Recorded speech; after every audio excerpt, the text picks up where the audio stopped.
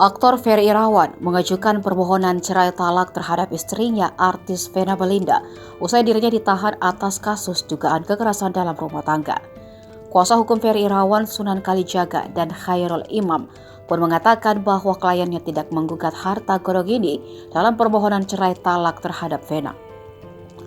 Adapun Sunan Kalijaga mengatakan kliennya akan membongkar terkait nafkah dalam sidang perceraian Ferry dan Vena Melinda. Sunan pun memastikan nafkah tersebut menjadi bukti kalau Ferry sudah bertanggung jawab kepada istrinya.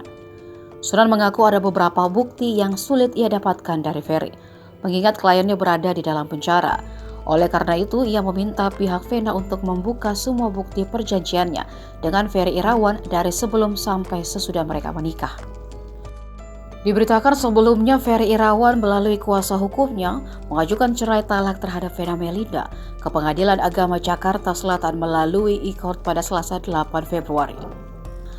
Pengajuan itu dilakukan oleh Ferry Irawan melalui surat kuasa yang sudah ditandatangani olehnya pada 30 Januari 2023 lalu.